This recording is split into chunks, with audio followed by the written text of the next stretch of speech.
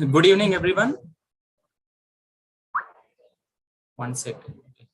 Good evening, everyone. Myself, Dr. Shanigarapu Rajkumar, postgraduate student from Kakatiya Medical College.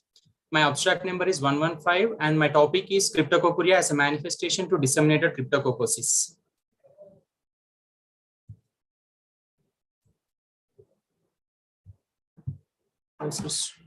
Okay, when coming to introduction, cryptococcosis, it is caused by Cryptococcus neoformans, is one of the most common opportunistic infections seen in HIV-infected patients. It occurs less frequently in other immunocompromised patients, like those with diabetes mellitus who are on steroid therapy, blood malignancies, etc. The clinical presentation of the disease depends on the sites involved, and it varies from one host to the other. The most commonly involved organs include lungs and central nervous system. The fungal infections of genitourinary system is an uncommon presentation, and cryptococcal involvement of genitourinary system alone is less frequently documented. We report here a very rare case of disseminated cryptococcosis in a HIV patient with urinary involvement. When coming to the case report, a 56-year-old male patient was admitted with high-grade fever for 20 days. At the time of admission, the patient is conscious, coherent, and cooperative with normal higher motor functions. All routine blood investigations like CBP, Vidal, malaria, and dengue serology, HIV, HPSAG, CRP were done. Patient was found to be reactive for HIV-1, and all the other parameters were found to be normal. Patient's urine sample was sent for culture and sensitivity testing to rule out pyrexia of unknown origin. During direct microscopy of urine, plenty of budding yeast cells and pus cells were seen on wet mount. The urine sample is inoculated on SDA and incubated at 25 to 35 degrees centigrade. Then culture on SDA showed mucoid creamy white colonies. Gram staining again proved the presence of gram-positive budding yeast cells from the growth. Germ tube test was negative, and India ink preparation showed thick capsulated budding yeast cells suggestive of Cryptococcus species. A repeat urine sample was asked for culture to rule out contamination, which again showed the same findings. Later, blood, sputum, and CSF samples were processed. Among all those samples, only blood samples showed the growth of Cryptococcal species. CSF was sterile, and no pathogenic organisms were isolated on sputum culture.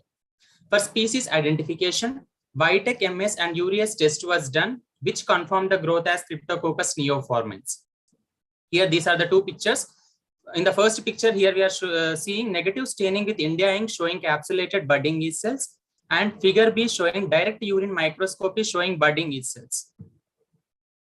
Here, figure 1, we are seeing the growth mucoid creamy white colonies on SDA, whereas the second picture, it is Vitek report confirming the organism as Cryptococcus neoformans with 99.99% confirmation. Continuation of case report. CT chest and brain were done, and they showed normal study, nothing significant of cryptococcal infection.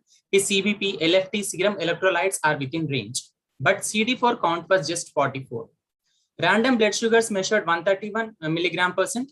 It ruled out diabetes as a comorbidity for fungal infections. RFT values were normal, and erythrocyte sedimentation is slightly raised to 30 mm. Complete urine analysis showed proteinuria, which is of 1+, plenty of pus cells, 2 to 4 epithelial cells, and 10 to 12 RBC per high power field.